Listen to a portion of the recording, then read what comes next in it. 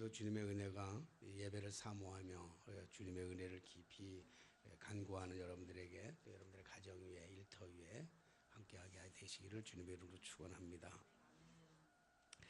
늘 신앙생활을 하다 보면 그런 갈등이 참 많습니다. 내 뜻과 내 생각과 내 방법과 하나님의 뜻과 하나님의 생각과 하나님의 방법이 참 다르다는 거예요. 늘 해마다 우리가 송구영신 예배가 다른 날에 비해서 제일 많이 참석하던 날이 송구영신 예배고, 또 특별히 이번에는 제게 꼭 참석하겠다고 했던 분들이 참 많았어요. 그래서 꼭 참석하겠다. 그래서 오늘 준비하면서 보조 의자를 좀 더 많이 갖다 놔야 되지 않느냐 그런 고민도 하고, 팥죽도 다른 날보다 훨씬 더 많이 끓였어요. 그런데 막상 뚜껑을 열고 보니까 다른 날보다 오히려 더 적게 오는 그런 걸 보면서 하나님은 늘 우리 보고 교만하지 말고 그럴 때일수록 겸손하라 하는 하나님의 사인인 것 같습니다. 어쨌든 우리 여러분들이 말씀으로도 큰 은혜 많이 받고 이왕 팥죽을 많이 했으니까 한 사람당 3인분은 드시고 그렇게 가셨으면 좋겠습니다. 공부를 잘하는 사람들의 특징을 보면, 저는 공부를 잘 못해서는 잘 모르겠습니다만은, 공부를 잘하는 사람들의 특징을 보면 일단 부지런함이 있어요. 두 번째로는 누가 뭐라 그래도 머리가 좋습니다. 머리가 나빠서는 공부를 잘 안 되죠. 머리가 좋고 부지런하고 열심히 해서 공부도 잘하지만, 공부 잘하는 사람의 그 말고의 특징을 가만히 보면 공부 잘하는 사람은 뭐가 있는가 하면 기초가 단단합니다. 오랫동안 공부를 잘하려면 기초가 좋아야 돼. 기초가 단단해야 그래야 공부를 잘하게 됩니다. 맞나요? 공부 잘하는 여기 공부 잘하는 그럼 서울대생한테 물어봤는데 고대생이 대답을 해버렸어. 맞아요? 기초가 좋아야 돼? 기초가. 공부는 잘 몰라도 제가 운동은 좀 좋아합니다. 운동을. 여러분들 운동 좋아하세요? 운동 좋아하는데, 운동을 잘하려고 해도 체력을 갖추는 것도 참 중요해요. 체력이 중요하죠. 우리 교우는 우리 철규가 아까 전화가 왔는데 너무너무 행복하게 잘 있다고, 우리 함께 참여하지 못해서 너무 죄송하고, 곧 차를 하나 이제 뽑는데요. 그럼 차를 뽑으면 자주 올라오겠습니다. 교인들에게 안부 좀 전해 주십시오. 그렇게 얘기를 했어요. 회사가 너무 좋아서 행복에 겨워서 이루 말할 수도 없고, 회사도 너무 좋고 같이 일하는 사람들도 너무 좋고, 이런 축복이 우리 철교에만 있어지는 게 아니라 우리 파고다교에 나오는 모든 이들에게 이런 좋은 대박 같은 일들이, 영적으로도 우리가 복을 받아야 되는 건 당연해요. 그러나 우리가 육적으로도 복을 받아야 될 줄로 믿습니다. 이 철규가 이 얘기를 들어보니까 이 공을 그렇게 잘 찬대요. 속초시에서 나가가지고 전국에 나가가지고 조기 축구에서 2등도 하고 그럴 정도로 엄청 잘하는데, 이 운동을 잘하는 사람들의 특징을 보면 빠르기도 하고 체력도 좋아야 돼요. 근데 운동 잘하는 사람이 아주 잘하는 사람들의 특징이 뭐냐면 기본기가 좋아야 돼요. 기본기가 좋은 사람들은 운동을 자꾸 하면 실력이 자꾸 향상이 돼요. 계속적으로 향상이 되는데, 기본기가 갖춰지지 않으면 어느 정도 올라가다가는 더 이상 발전하지를 않아요. 제가 돈이 없어가지고 탁구를 체계적으로 배우지는 못했어요. 체계적으로 배우지는 못해가지고 그냥 매일 탁구장에서, 교회 탁구장이 있으니까, 옛날 시골에는 교회 탁구장이 있었거든요. 탁구장이 있으니까 늘 교회 가가지고 탁구 많이 쳤어요. 탁구를 많이 치다 보니까 백도 잘 치고 스매싱도 잘하고요. 그래서 제 실력으로 이제 바둑 같은 실력으로 급수를 매긴다면 아마 제가 아마 1단 정도는 될 거예요. 아마 1단은 되는데 그 다음부터는 안 늘어요. 아무리 노력해도 안 늘어요. 그래서 국가대표팀 하는 분들이 이제 가르쳐 주려고 저를 폼부터 바꾸라 그러는데, 폼 바꾸는 게 훨씬 더 어려워가지고 간둬버렸어요. 그래서 탁구를 잘 못 쳐요. 그러니까 항상 이 운동도 그렇고 공부하는 것도 그렇고 기본과 기초가 참 중요해요. 제가 오늘 왜 이런 얘기를 굳이 자꾸 얘기하는가 하면, 집을 짓는 데 있어서도, 집에서 사는 데 있어서도 참 중요한 게 뭐냐면, 집을 짓는 데 제일 중요한 게 좋은 설교 도면이 있어야 되죠. 아름다운 설교의 도면을 가지고 잘 멋있게 집을 짓는 것도 상당히 중요해요. 그러나 아무리 좋은 설계라 할지라도 설계를 짓고 아름답게 집을 만들어 놨다 할지라도 제일 중요한 거는 집 짓는 데 있어서 제일 중요한 건 뭐냐면 기초예요. 기초가 잘못되면 집이 흔들리죠. 그러니까 아무리 좋은 음식을 집에서 많이 만들어 먹고 아무리 좋은 침대에서 잠을 잔다 할지라도 기초가 잘못되어 있으면, 집의 기초가 잘못되어 있으면 집이 균열이 가게 되고 흔들리게 되고 위험도 무너질 수 있는 그런 확률이 있죠. 우리나라 백화점 중에 최고로 좋은 백화점을 지었던 게 뭐냐면 삼풍백화점 아닙니까? 롯데백화점보다 훨씬 더 좋게 지었던 게 삼풍백화점인데, 그 삼풍백화점에서 아무리 좋은 걸 팔고 아무리 강남 사람들이 했다 할지라도 기초가 잘못되니까 무너져 버리는 거예요. 무너져 버리니까 그동안에 했던 모든 것들이 공동탑이 다 무너져 버리게 되는 그러한 일들이 일어나게 됐던 거죠. 집을 짓는데 그래서 참 기초가 중요해요. 제가 왜 2018년을 지나면서 2019년을 맞이하면서 자꾸 기초 얘기하라고 기본 얘기를 하는가, 좀 이상하게 생각하는지는 모르지만 신앙생활에 있어서도 기초가 굉장히 중요해요. 믿음 생활하는 데 있어서 기초가 굉장히 중요해요. 기초가 이렇게 쌓여 있지 않으면 우리가 신앙생활을 오래 해도 이 신앙이 성장하지를 않아요. 그 기본이 그대로 있어요. 그리고 신앙의 기초가 잘 돼 있지 않으면 우리가 시련을 당할 수 있고 어려움을 당할 수 있고 공고함을 당할 수 있어요. 누구에게나 마찬가지죠. 근데 그런 어려움들이 당하게 되면 기초가 단단한 사람들은 그 어려움을 딛고 일어나가지고 더 좋은 성숙한 길로 만들어가는데, 기초가 잘 안 돼 있는 사람들은, 기본이 잘 안 돼 있는 사람들은 쉽게 신앙생활 하다가도 쉽게 무너져요. 절망하게 되고 포기하게 되고. 그래서 하나님은 항상 우리들에게 다가올 때, 하나님의 은혜로 다가올 때는 가면을 쓰고 다가온단 말이에요. 어떤 가면을 쓰고 다가오는가 하면 환난이라고 하는 가면, 시험이라고 하는 가면을 쓰고 찾아와요. 그래서 하나님이 우리에게 처음에 이렇게 다가오실 때 보면 참 무서워요. 어렵단 말이에요. 왜냐하면 우리가 알다시피 가면을 쓰면 안동하회탈이야 웃는 웃음이지만 이 다른 가면을 쓰게 되면 다 이렇게 무서운 가면이잖아요. 근데 그 가면의 뒷속에는 항상 미소가 있어요. 하나님의 미소가 있다고요. 그래서 항상 우리에게 축복을 주실 때는 축복 주시기 앞서서 항상 뭐라고 하냐면, 항상 축복 주시기 위해서 우리에게 주시는 것이 뭐냐고 한다면 이런 고난을 주시는 거예요. 고난을 통해서 우리를 성숙하게 하시는 하나님의 은혜가 있어요. 그런데 기초가 단단한 사람들은 어떠한 시련이나 역경이 와도 그것을 잘 이용해요. 그러니까 윈도 서핑을 타는 사람들은 파도가 큰 파도일수록 좋아하잖아요. 큰 파도일수록 더 즐기지요. 그 뭐냐면 윈도 서핑이라고 하는 것을, 그걸 가지고 그 위에서 즐기는 거지요. 그러니까 신앙생활도 마찬가지예요. 우리가 신앙생활에 이 기본이 잘 돼 있으면 어떤 어려움이 와도 오히려 그 고난, 역경이 오히려 우리를 즐기는 거야. 역경을 타고 올라가고. 롤러코스터라 그래요? 놀이동원 가면 롤러코스터. 젊은 애들은 롤러코스터를 되게 좋아하잖아요. 우리 장모님이 그렇게 롤러코스터를 좋아해요. 롤러코스터까지는 아니지만 청룡열차. 우리 장모님하고 우리 애들 어렸을 때 장모님하고 롯데 한번 갔었는데, 할머니 그때 뭐 70이 넘은 할머니죠. 뭐 쟤네들 70이 넘은 할머니인데 롯데 월드 갔더니 한번 어머니 한번 타세요 그랬더니 바이킹을 타겠다는 거야. 배 바이킹을. 그거 타는데, 그래서 타면서 같이 타자 그래서 안 탄다 그랬더니 탄대. 그래서 가면서 뱃머리 제일 꼭대기 앉아가지고 내려다보면서 우리한테 손 막 흔들더라고요. 그리고 내려와가지고는 너무 재밌어 그러고 타보라 그러더라고요. 그래서 나는 그래도 우리 장모님이 70대 노인네가 탄 바이킹이야 뭐 아무것도 아니겠지. 그래서 올라갔어.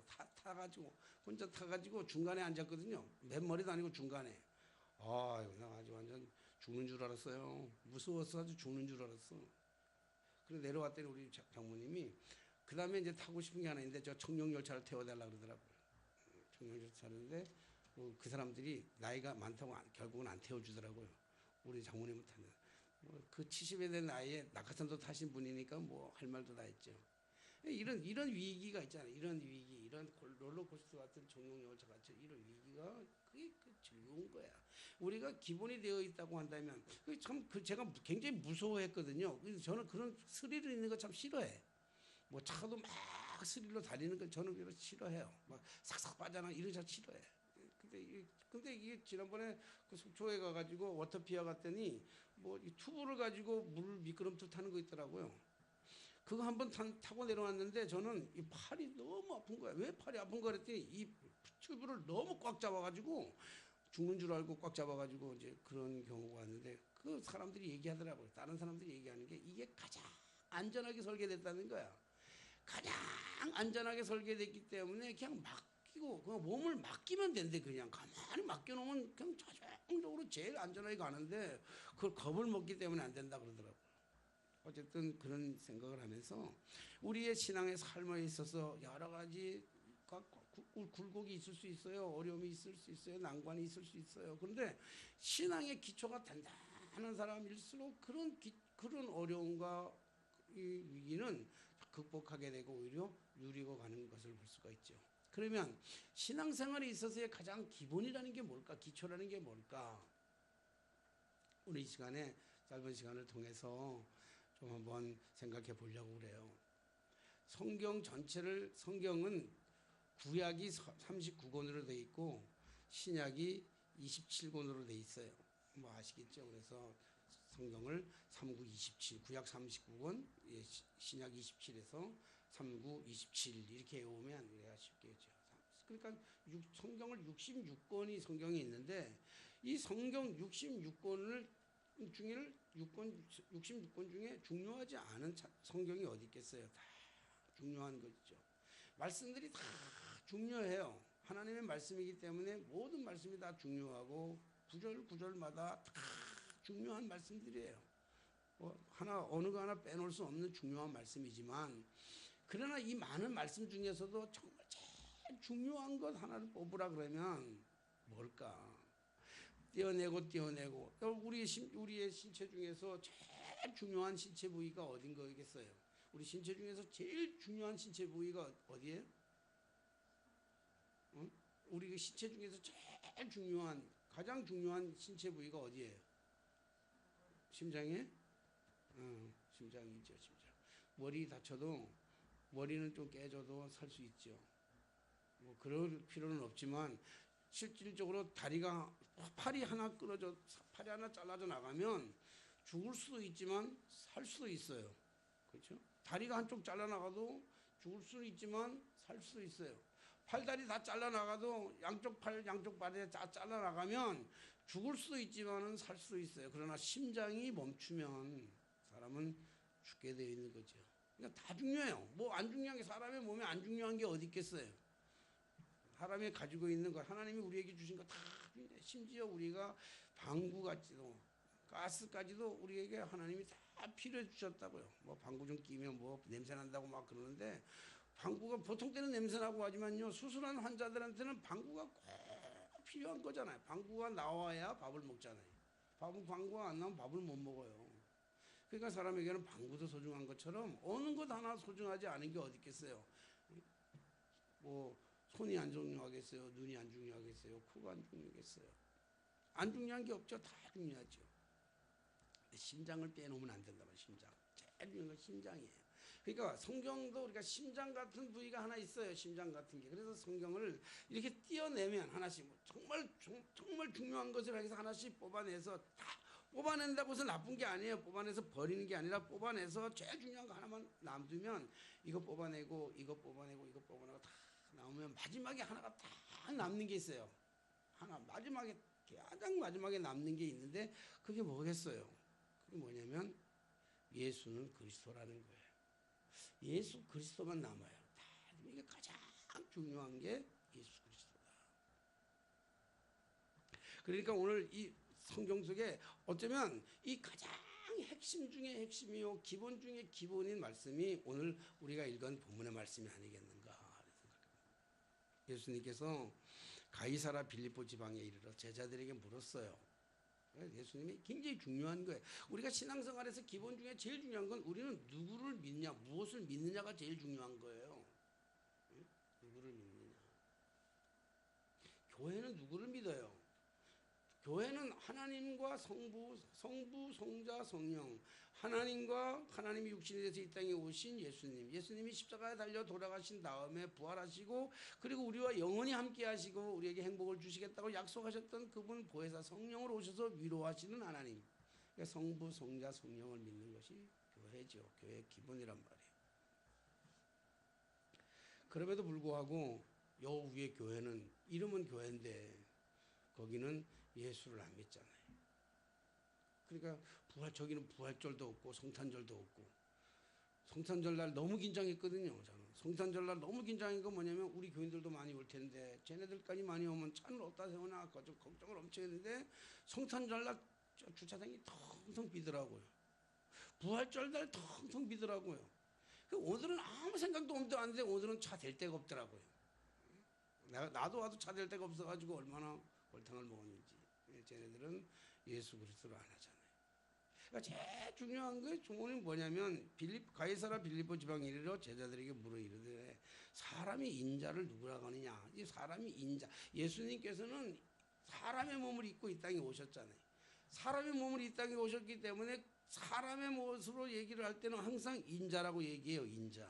사람의 아들이란 말이에요. 사람의 아들. 인자가 인자를 두고 나를 그러니까 누구라고 뭐라고 얘기하느냐. 우리가 믿음의 대상이 굉장히 중요해요. 그러니까 오늘 묻는 거예요. 그랬더니 여기에 뭐냐면 이르되 더러는 세례 요한, 더러는 엘리야, 어떤 이는 예레미야나 선지자 중에 하나이나이다. 세례 요한, 엘리야, 예레미야나 선지자 같은 사람, 그 당시 선지자 중에 한 사람입니다. 이렇게 사람들이 얘기합니다. 그러니까 당신들이 예수님이 하시는 이런 업적과 사역을 보면서 병 고치는 이런 사역들을 바라보면서 그리고 하는 게 뭐냐면 선지자 중에 한 사람입니다. 이렇게 얘기하잖아요. 그러니까 예수님이 그 말씀을 듣고 나서는 그래서 통쾌하게 생각하지 않았어요. 예수님이 이 땅에 오신 것이 선지자로만 오신 것이 아니기 때문에 예수님이 신통하지 않단 말이에요. 그러니까 예수님이 다시 물어요. 대답이 옳았으면 괜찮은데 다시 묻죠. 이게 뭐냐면 그러면 너희는 이르시되 너희는 나를 누구라고 하느냐 이렇게 물었어요. 그랬더니 이제 베드로가 대답하죠. 시몬 베드로가. 여기 참 중요한 부분이 이 16장 다 성경에서 우리가 하나씩 빼면 안 되는 거예요. 우리가 손가락 잘라서 나가면 그럼 좋겠어요? 안 좋잖아요. 안 되는데 성경을 다 그 중요한 것 중에서 하나씩 다 떼어낸다 그러면 가지치기를 다 한다고 한다면 맨 마지막에 남는 게 마태복음 16장 16절이 남는단 말이에요. 물론 요한복음 3장 16절 하나님 세상 이처럼 사랑하사 독생자를 주셨으니 이는 저를 믿는 자마다 멸망치 않고 영생을 얻게 하려 하심이니라. 사랑이라고 하는 것이 남기도 해요. 그러나 가장 중요한 거는 그 예수 그리스도 안에 하나님의 모든 인격과 모든 성품과 모든 사역을 다 담아 놓았기 때문에 그 하나님 당신 자체이기 때문에 이 중요하단 말이에요. 그래서 이 16장 16절이 남는데 그러니까 나만 읽으면 안 되고 여러분들이 한번 같이 한 목소리로 한번 읽어보겠습니다. 16장 16절 시작.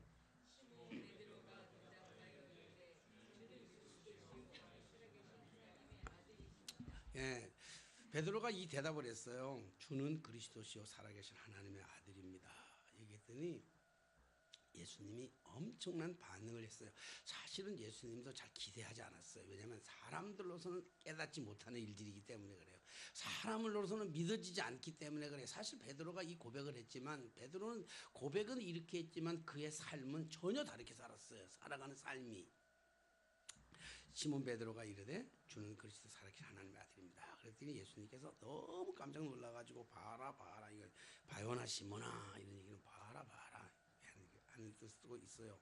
바요나 시몬아 내가 복이 있도다. 베드로인데 그러잖아요. 바요나 시몬아 내가 복이 있도다. 이를 내게 알게 하니는 혈육이 아니요 하늘에 계신 내 아버지시니라. 네가 이걸 알아내는 게 아니야. 네가 알아내는 게 아니라 하늘에 계신 하나님께서 내게 가르쳐 주신 거야. 너무 정확한 대답을 해요. 예수님이 너무 기뻐하신단 말이에요. 그럼 오늘 우리가 신앙생활 하는 데 있어서 가장 기본은 뭐냐면 남는 게 예수 그리스도인데 그러면 예수 그리스도가 정말 우리에게 어떤 분인지를 우리가 정확하게 아는 것 그게 가장 중요하단 말이에요. 예수님이 어떤 분이냔 말이에요. 우리가 늘 예수님은 그리스도라 그러고 예수님의 이름으로 기도하기도 하고 예수님의 이름으로 귀신을 쫓아내기도 하고 예수님의 이름으로 병든 사람을 고치기도 하고 그러는데 도대체 예수 그리스도라고 하는 이분의 정확한 뜻을 것으로 얘기한다면 이분이 무엇일까? 그리고 그분에 대한 믿음이 우리가 견고하게 쓴다고 한다면, 그분을 우리가 정확하게 믿는다고 한다면 우리에게도 놀라운 역사가 일어나게 되는 거죠. 그러니까 여기에 축복은 이 다음이고, 바요나 시몬아 내가 너희 하늘에서 알게 하니가 내 아버지나는데, 그렇다면 주는 그리스도시요 인자가, 당신은, 예수님은 그리스도시요 살아계신 하나님의 아들이라고 할 때 예수 그리스도의 의미가 뭐냐는 거예요. 예수 그리스도 그러면 우리가 예수 그러면 인성을 얘기해요. 예수님은 육신의 몸을 이 땅에 입고 왔잖아요. 나사렛에 오신 예수님이야. 사람의 몸을 입고 왔어요. 사람. 그래서 우리하고 똑같아요. 그래서 사람의 몸을 입고 있을 때는 예수 안에서 그걸 인성이라고 그러는데, 예수님도 사람의 몸을 입고 와서 똑같아 우리랑. 배고프면 배도 고프고, 허기질 때는 허기가지기도 하고, 아플 때는 아프다고 하고, 피곤할 때는 피곤하기도 해요. 그래서 폭풍우가 일어나는 그 바다 위에서 바람이 막 불고 배가 막 풍랑이 일어나는데도 불구하고 예수님이 너무 피곤하니까 그냥 주무시는 거예요. 왜? 인성을 가지고 있기 때문에, 인간의 몸을 지니고 있기 때문에 그래요. 그러니까 주무시는 거야. 그리고 예수님께서 인성을 가지시니까 예수님의 가장 인성이 잘 드러나는 것이 저 골고다 언덕이잖아요. 예? 겟세마네 언덕. 겟세마네 동산에 올라가가지고 예수님 기도하잖아요. 얼마나 간절하게 기도합니까? 아버지여 이 잔이 내게서 지나갈 수만 있다면. 그 잔이 뭐죠? 그게 십자가 지는 거잖아요.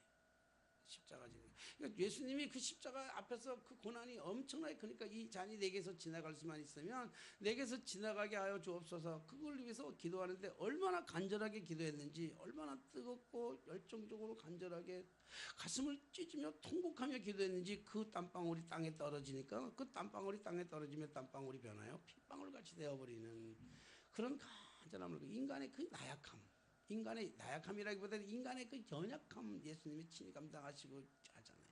그리고 십자가상에서 마지막에 하셨던 말씀이 뭐죠? 엘리 엘리 라마 사막다니, 나의 하나님 어찌하여 나를 버리셨나이까. 예수님의 그 고난이 얼마나 컸으면, 얼마나 그 고통이 아프셨으면 나의 하나님 나를 버리셨나.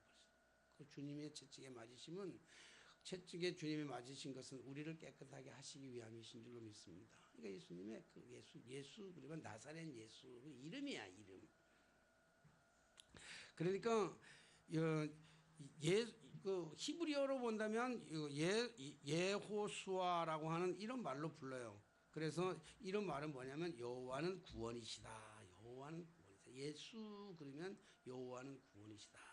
한나, 이름마다 다 뜻이 있어요. 한나 그러면, 베드로 그러면 반석이거든요. 돌 같은 거예요. 돌 같은 거. 요한 그럼 우레의 아들, 번개 아들. 그러니까 요한은 성질이 되게 급했던 사람이죠. 그러니까 이름이 다 있어. 옛날에 우리 영화 보면 그런 노래 있죠. 그런 영화 뭐 있죠. 늑대와의 춤을 혹시 보셨어요? 그 늑대와의 춤을, 그 사람들은 다 이제 늑대랑 춤추니까 이름을 늑대와 춤을 이렇게 했는데, 다 바람과 같다 뭐 이렇게 이름 붙이는 것처럼 유대인들이 다 이름을 그렇게 붙여요. 우리 한국 사람들 막 이름 대부분 많이 그렇잖아요. 장은주 권사님은 왜서 은주예요?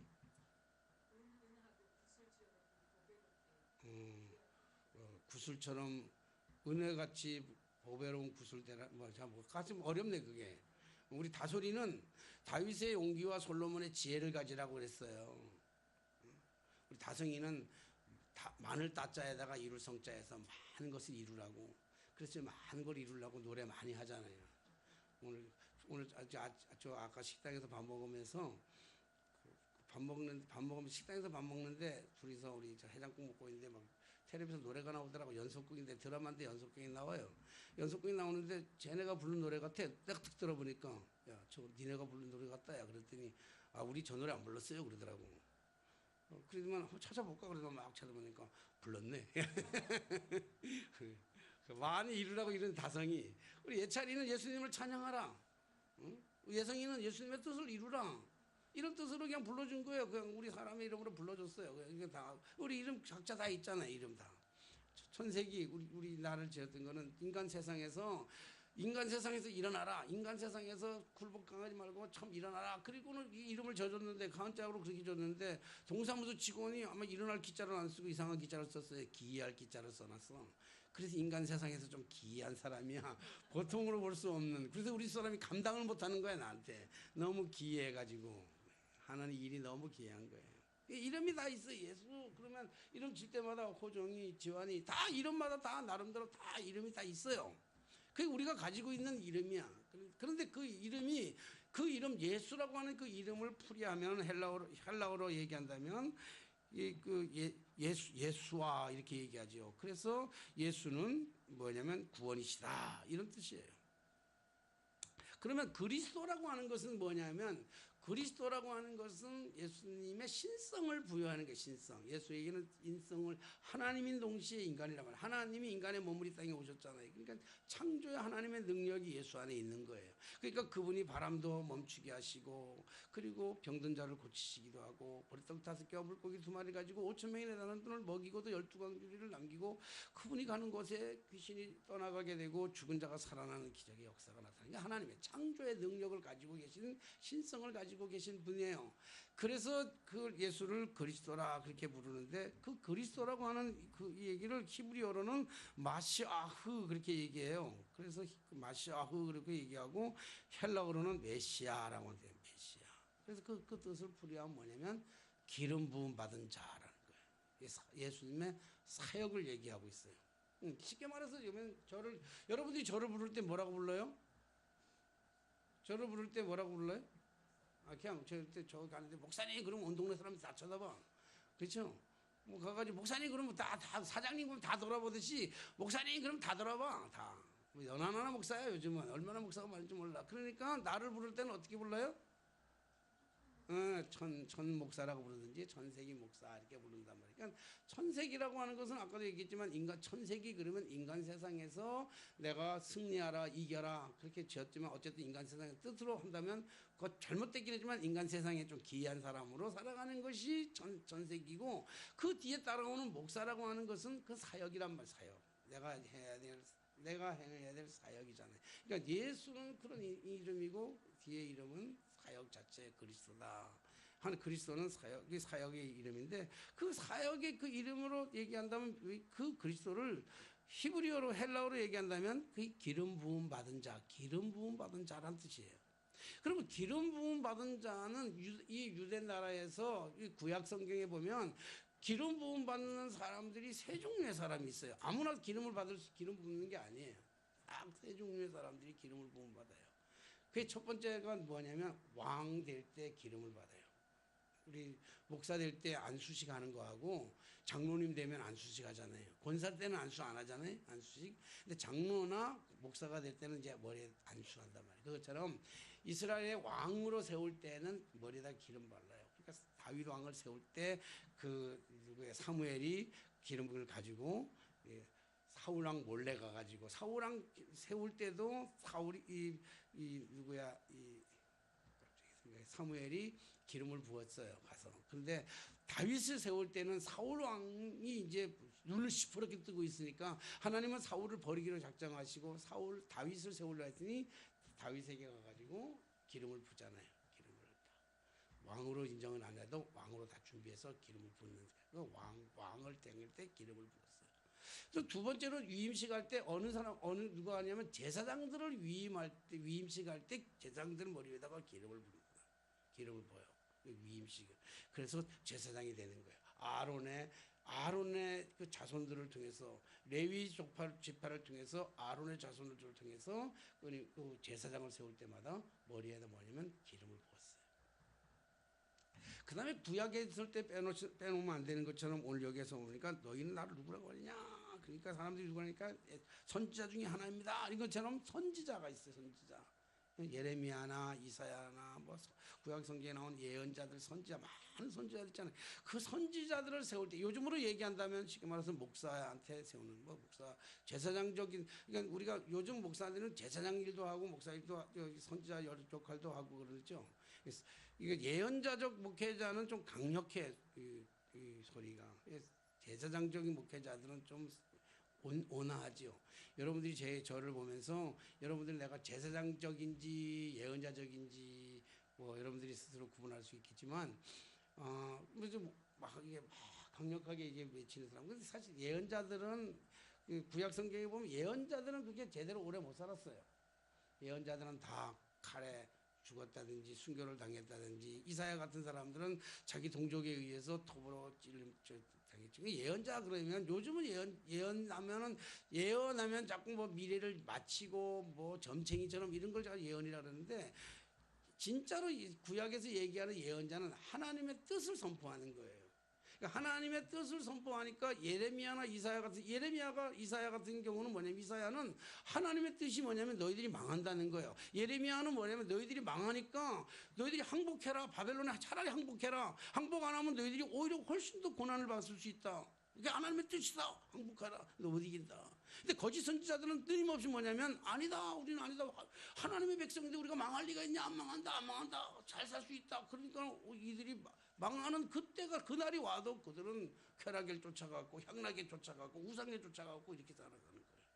예언자들은 근데 예언자들이 이사야 같은 사람들은 너희들이 망한다. 바벨론이 망한다. 망해가지고 정말 망하는데 망해가지고 70년 동안이나 포로 생활할 것이다 그랬더니 멀쩡한 나라가 망한다 그러니까 이런 게 없어. 그리고 많은 거짓 선지자들은 거짓말로 안 망한다 좋다 망하지 이런단 말이에요.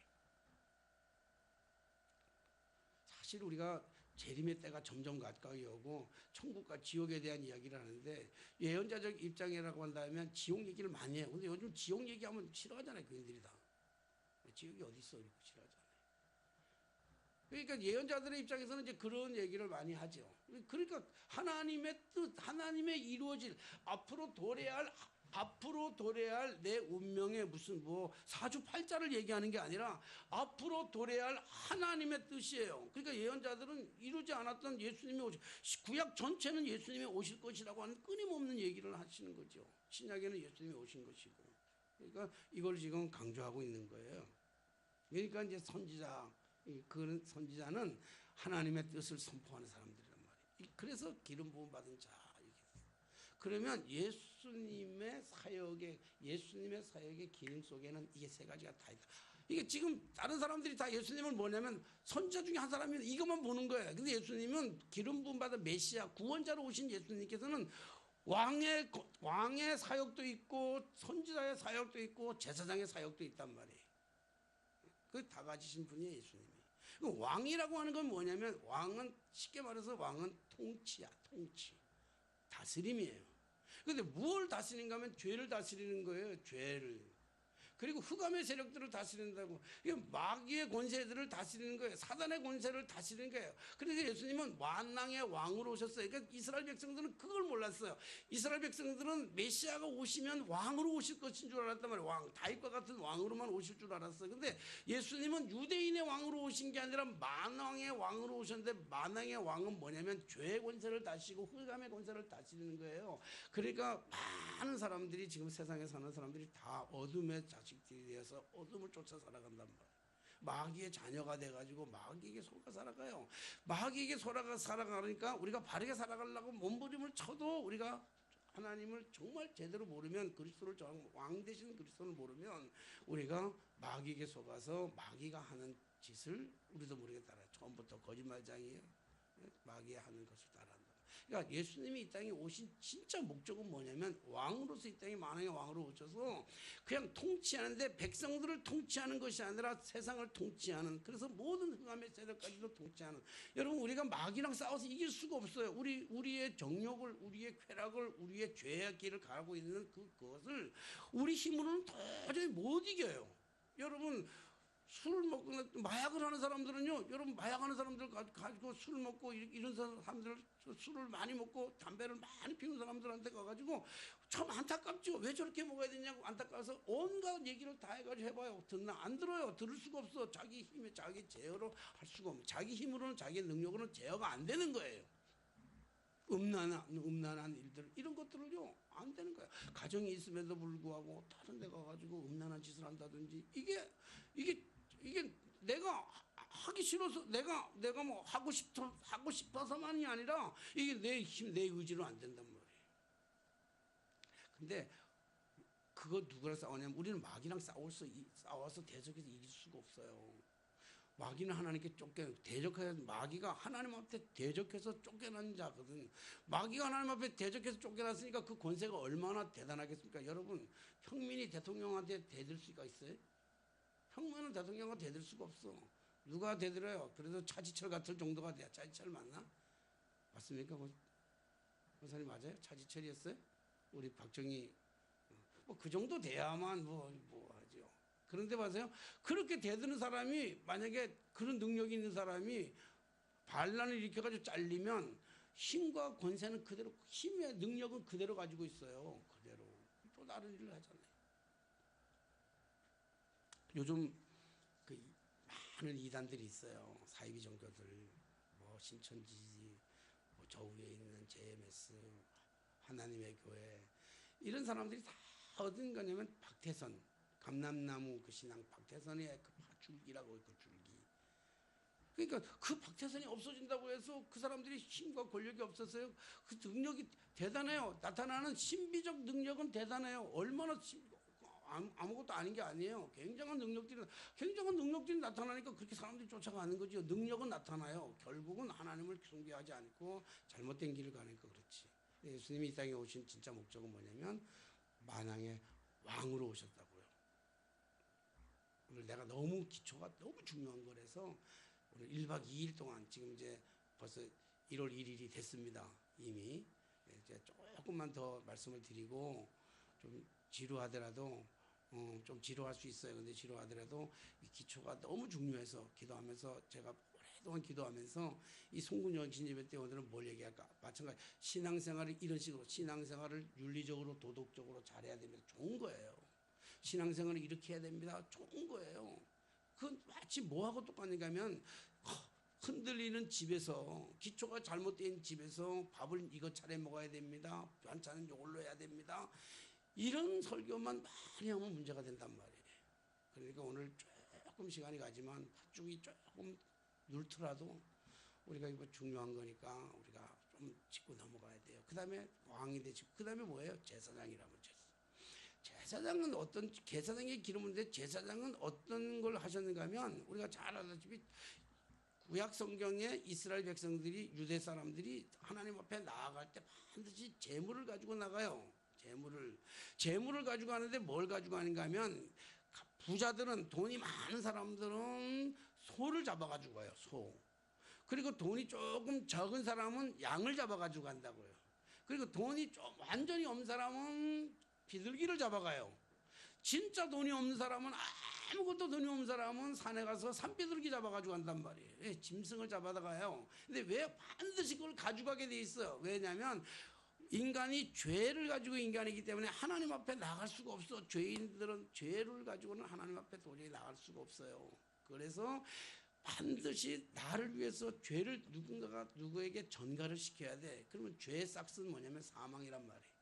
죄의 싹스는 사망이기 때문에 죄는 죽음이야. 그러니까 내가 죄를 졌으니까 내가 하나님 앞에 나가면 죽는단 말이에요. 그러니까 내 대신 누굴 나가냐면, 누가 죽냐면 짐승을 데리고 나가가지고 그 짐승에다가 제사장이 뭐냐면 죄를 전가시키는 거예요. 그 머리 위에다가 이 사람의 죄를 다 전가시킨 다음에 그걸 각을 떠가지고 하나님 앞에 드리는 거예요.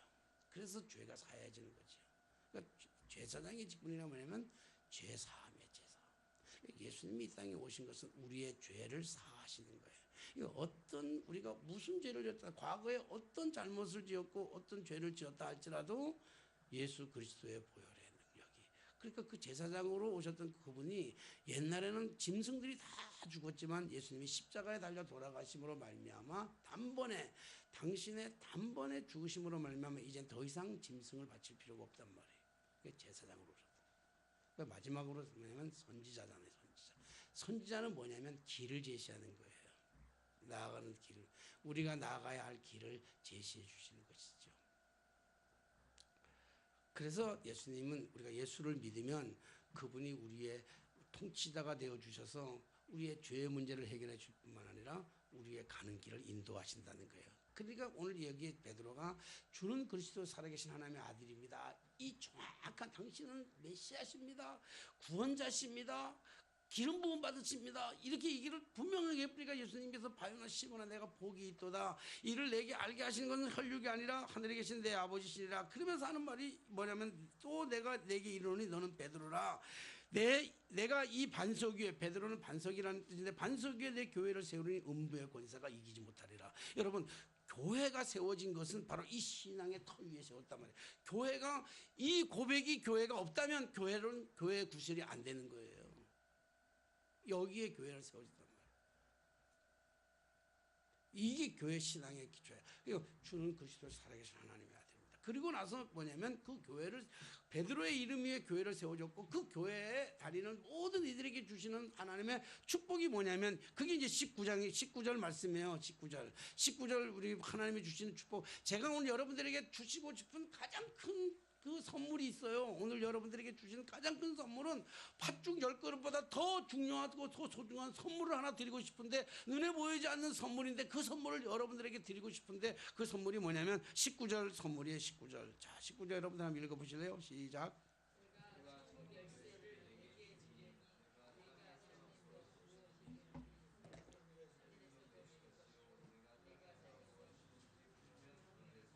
예, 땅에서 매이면 하늘에서 매이고 땅에서 불면 하늘에서 불리는 천국 열쇠를 주는데 이 천국 열쇠가 뭐냐면 마스터키예요. 이 마스터키가 뭐냐면 예수 그리스도의 능력으로 예수 그리스도의 이름이에요.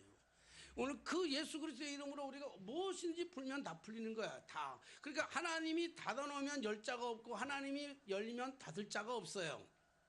하나님의 능력은 우리의 힘과는 차원이 다르단 말이에요.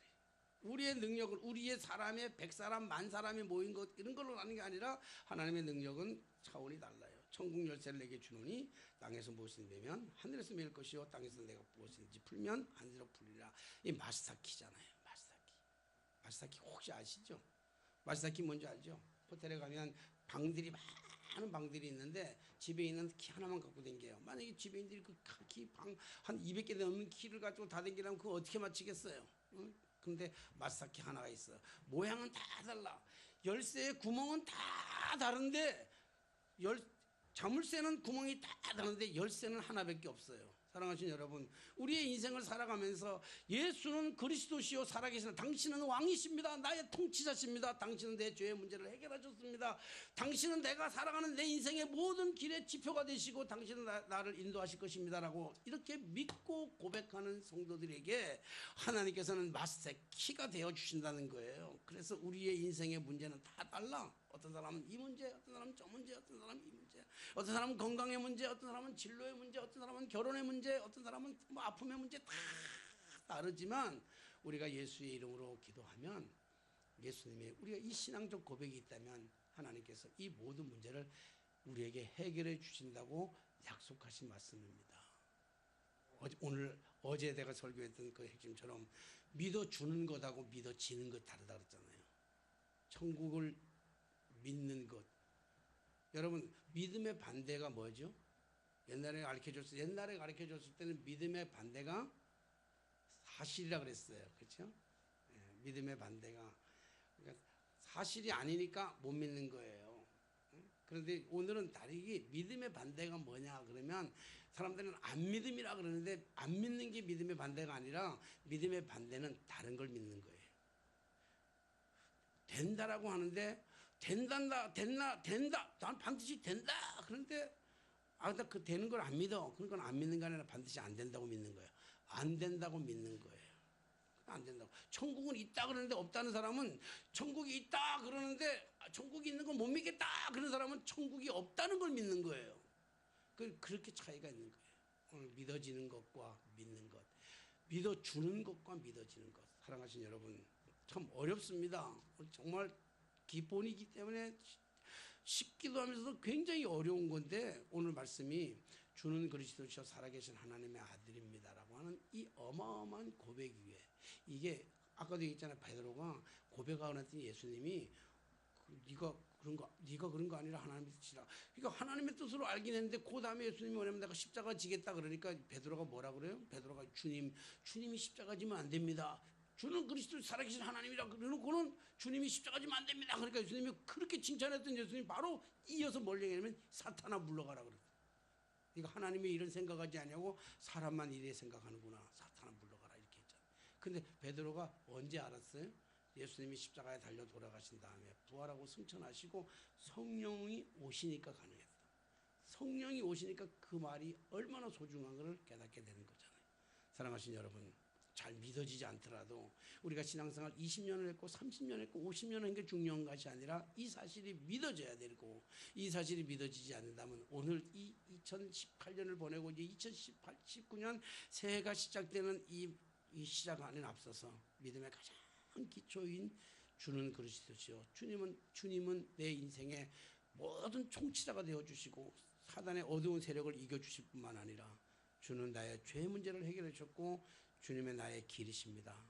이 고백 위에 2018년 이 한 해가 정말 가는 길마다 여러분들의 가는 길이 꽃길이 되고, 여러분의 막혔던 것들이 다 열려지고, 여러분들의 상처들이 다 회복되고, 풀리지 않았던 것들이 다 풀리는 2019년 새해 신앙으로 승리하는 복된 날이 되게 되시기를 주님의 이름으로 축원합니다.